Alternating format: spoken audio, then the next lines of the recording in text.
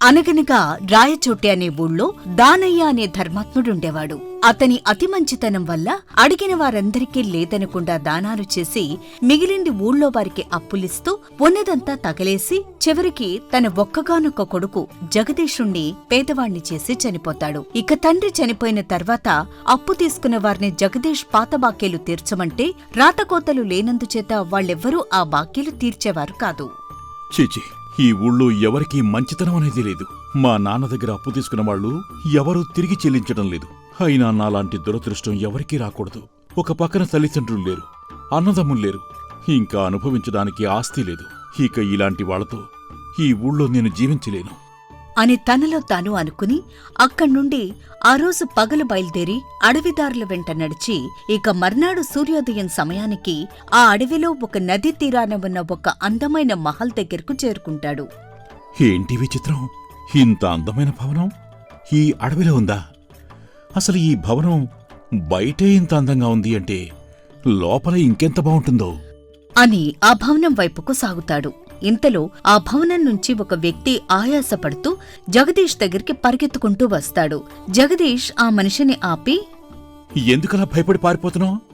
ఏంటి నీ బట్టలు ఇలా చిరిగి ఉన్నాయి? ఇక నీ వీపు మీద ఆ వాతలేంటి అని అడుగుతాడు. ఆ మనిషి ఒక్క క్షణం ఆగి చుట్టూ చూసి, బాబోయ్, ఎరక్కపోయిన ఈ భవనంలో కాలు పెట్టాను. అందులోకి పగలు రాత్రి వస్తాయని నాకేం తెలుసు అంటూ తిరిగి చూడకుండా పరిగెత్తుకుంటూ వెళ్ళిపోతాడు. జగదీష్కి ఆ మనిషి మాటలేవీ అర్థం కావు. ఏంటో ఈ మనిషి, కనీసం తన బాధ చెప్పుకునే సమయం కూడా లేదా? అయినా పగలు రాత్రి వస్తాయి పోతాయి, అది సర్వసాధారణమైన విషయం కదా అని అనుకుంటూ జగదీష్ కుతూహలంతో ఆ భవనంలోకి ప్రవేశిస్తాడు. లోపల విశాలమైన గదులు, అందమైన దీపాలు, తెరలు, చిత్రపటాలు అన్నీ చూడముచ్చటగా ఉంటాయి. అయితే ఎక్కడా మనిషి జాడ మాత్రం కనిపించదు. ఆహా, ఎంత అందంగా ఉంది భవనం! ఎటు చూసినా ఏదో అందం ఉట్టిపడుతోంది. లోపల ఎవరైనా ఉన్నారా అని గట్టిగా పిలుస్తాడు జగదీష్. అయితే భవనమంతా కలిగి తిరిగి మళ్లీ ముందు గదిలోకి వస్తాడు. ఇంతలో, మా యజమానికి నమస్కారం, నన్ను క్షమించాలి. ఈరోజు వర్షం మూలంగా సూర్యోదయం ఆలస్యంగా అయింది, అందుకే నేను ఆలస్యంగా వచ్చాను అన్న మాటలు వినిపించేసరికి జగదీష్ తుళ్ళిపడతాడు. అక్కడ గుమ్మంలో ఒక అందమైన యువతి నిలబడి ఉంటుంది. ఆమె పైనుంచి కింద వరకు తెల్లని దుస్తులు ధరించి ఉంటుంది. ఆమె మెడలో మెరుస్తున్న ముత్యాల దండ ఉంటుంది. ఆమె చేతిలో అందమైన నెమలి ఈకల విసనకర్ర ఉంటుంది. ఆమెను చూసి ఆశ్చర్యపోయిన జగదీష్, మీరు పొరపాటు పడుతున్నారు. మీ యజమానిని నేను కాదు. అసలు ఎవరు మీరు? ఇక్కడికెందుకొచ్చారు? నా పేరు పగలు. ఈ భవనానికి వచ్చిన అతిథులకు సేవ చేయటం నా పని.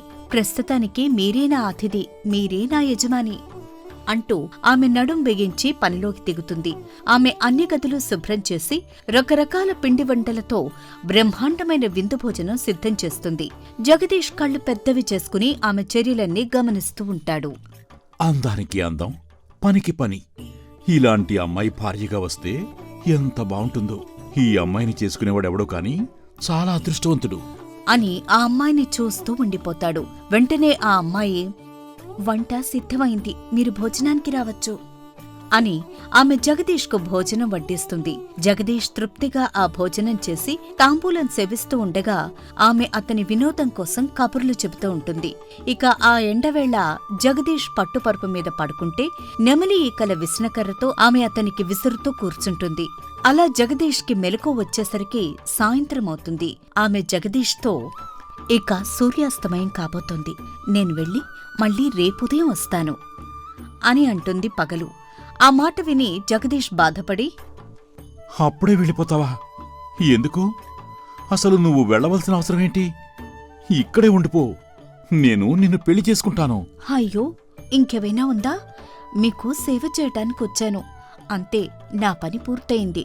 కాదు కూడదు అని నేనిక్కడుంటే ఆ రాత్రి వచ్చి నన్ను మింగేదు. ఇక నేనొస్తాను అని చెప్పి ఆమె వేగంగా అక్కడ్నుండి వెళ్ళిపోతుంది. దాంతో జగదీష్ నిరాశగా ఆమె వెళ్లిన గుమ్మం వైపు చూస్తూ, ఎంత పద్ధతిగా ఉంది అమ్మాయి. అసలు ఇలాంటి అమ్మాయి ఎక్కడా దొరకదు. తన హద్దులు తనకి బాగా తెలుసు అని తన మనసులో అనుకుని ఇంతలో ఆ గుమ్మంలో ఏదో ఆకారం చూసి ఒక్కసారిగా జడ్సుకుంటాడు. ఎందుకంటే ఆ గుమ్మంలో నల్లని వస్త్రాలు ధరించిన ఒక భయంకరమైన యువతి నిలబడి ఉంటుంది. ఆమె ఒంటి రంగు కారు నలుపు, మెడలో నల్లని పూసలదండ ధరించి చేతిలో కొరడా పట్టుకుని ఉంటుంది. హే, ఎవరు నువ్వు? అచ్చం దరిద్ర దేవతలా ఉన్నావు. అసలు ఆ వస్త్రాలేంటి? నువ్వు ఎంత భయంకరంగా ఉన్నావో తెలుసా? దాంతో ఆమె చాలా కోపంగా జగదీష్ను చూసి ఆమె పళ్ళు పటపటా కొరుకుతూ, ఎంత తలబిల్సురా నీకు?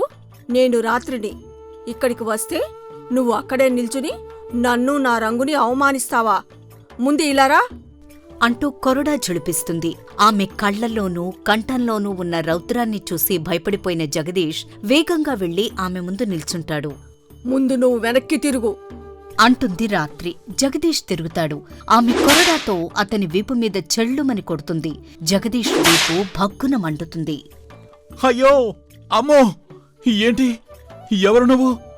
ఇంత దెబ్బ కొట్టావు? అసలు నన్నెందుకు కొడుతున్నావు? అని చాలా బాధపడతాడు జగదీష్. అయితే ఆ దెబ్బకు అతని చొక్కా చెరిగి వాతపడిన చోట ఇంత ఎత్తున పొంగుతుంది. అతనలా బాధపడుతూ ఉంటే రాత్రి విరగబడి నవ్వుతూ ఉంటుంది. హహహహహ!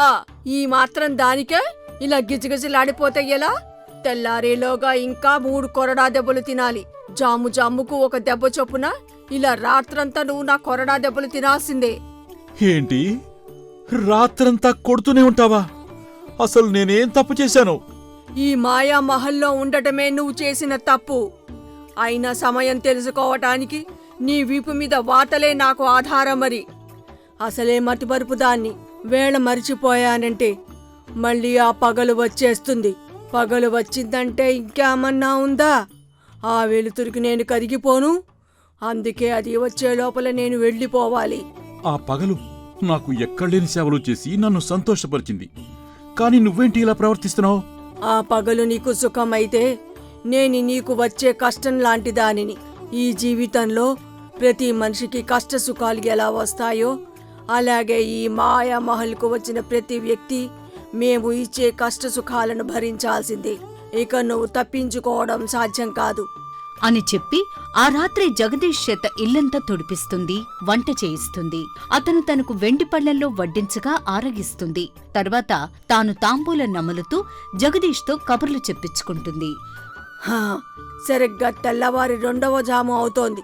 ఏది నీ వీపు ఇటు పెట్టు అని జగదీష్ వీప్ మీద తన కొరడాతో ఒక దెబ్బ వేస్తుంది. ఆ తరువాత ఆమె వింత వింతగా ప్రవర్తిస్తూ అతన్ని సూదులతో గుచ్చుతూ ఆమె సరదాగా ఆనందిస్తుంది.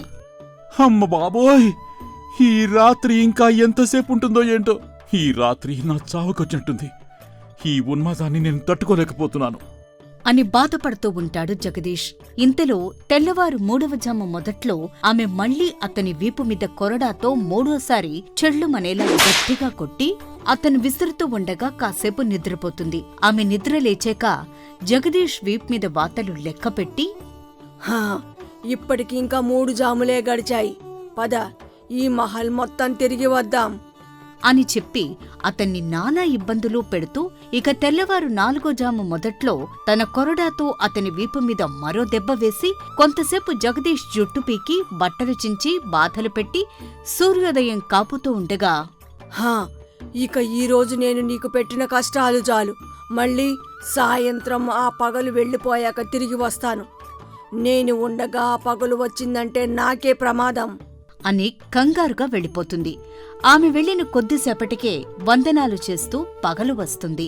ఆమె వస్తుని జగదీష్ వీప్ మీద వాతలను తన నెమలి ఈకల విసనకర్రతో తాకుతుంది. అవి వెంటనే మాయమైపోతాయి.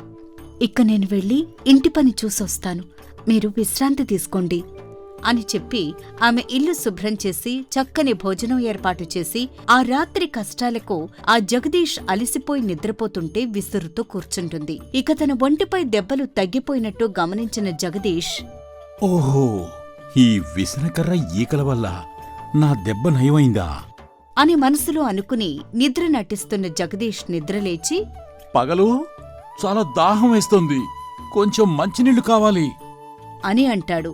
ఆమె ఆ విసనకర్ర అక్కడే పెట్టి లోపలికి వెళుతుంది. జగదీష్ ఆ విసనకర్ర నుంచి ఒక నెమలి ఈకను తీసి పరుపు కింద దాస్తాడు. ఇక ఆ రోజు సూర్యాస్తమయం కాబోతూ ఉండగా పగలు వెళ్ళిపోతుంది.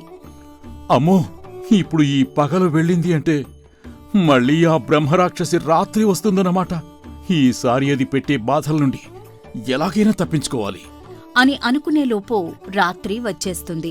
వస్తూనే జగదీష్ వీపు మీద తన కొరడాతో దెబ్బ కొట్టి అతని చేత అడ్డమైన చాకిరీ చేయిస్తూ ఉంటుంది. ఇక రెండో జాము మొదట్లో రెండో దెబ్బ, మూడో జాము మొదట్లో మూడో దెబ్బ వేసి ఆమె పడుకుంటుంది. అబ్బా, వచ్చి అనుకున్నంత పని చేసావు కదా నువ్వు. ఇప్పుడిప్పుడే అసలు నాకిక్కడ ఏం జరుగుతుందో అర్థమవుతుంది. ఇక ఈరోజు నీ పని పడతాను చూడు. నన్నే కొడతావా? జీవితంలో చీకటి అనే కష్టాన్ని వెలుతురు లాంటి విజయంతో ఎలా అయితే ఎదుర్కొంటామో నిన్ను ఈరోజు నేను అలాగే ఎదుర్కొంటాను అని జగదీష్ తన పరుపు కింద ఉన్న నెమలి ఈకను పైకి తీసి దాంతో తన వీపు మీదున్న 3 వాతలలో ఒకదాన్ని తాకుతాడు. వెంటనే అది మాయమవుతుంది. ఇంతలో 4వ జాము కావడంతో ఆ రాత్రి లేచి కొరడా తీస్తూ జగదీష్ వీపుపై 2 చారలే ఉండడంతో ఇలా అనుకుంటుంది. ఏమిటి, ఇంకా 2 జాములే అయ్యాయా? ఇది నేను 4వ జాము అనుకున్నానే. నీకు మతిమరుపు బాగా వచ్చేసింది రాత్రి. ఇప్పటికే 2 జాములయ్యాయి. అయితే ఇంకా మరి కొంతసేపు నిద్రపోవచ్చు అని ఆమె అతని వీపు మీద కొరడాతో మరో చరుపు చరిచి మళ్లీ నిద్రపోతుంది. దాంతో ఆ రాత్రికి మెలకువ వచ్చి లేచి చూసేసరికి సూర్యోదయం అయిపోతుంది. అమ్మ బాబోయ్, అప్పుడే తెల్లారిపోయింది.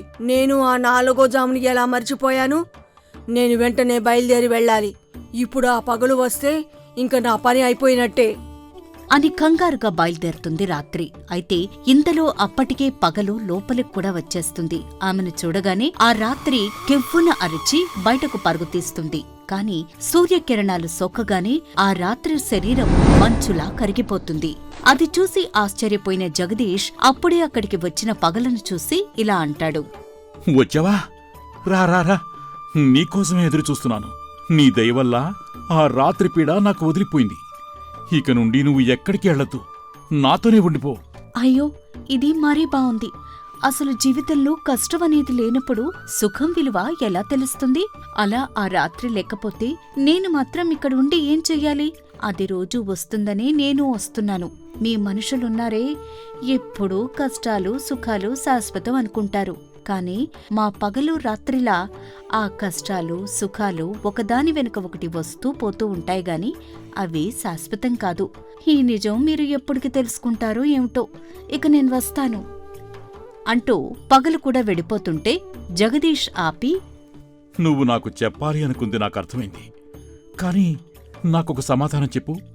అసలు మీరు ఎవరు? ఇక్కడ ఎందుకుంటున్నారు? నాకెందుకు సేవలు చేశారు? ఆ రాత్రి ఎవరు? ఎందుకు నన్ను అన్ని బాధలు పెట్టింది?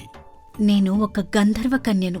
నాకు చాలా గొప్ప అందగత్తెను అనే గర్వం ఉండేది.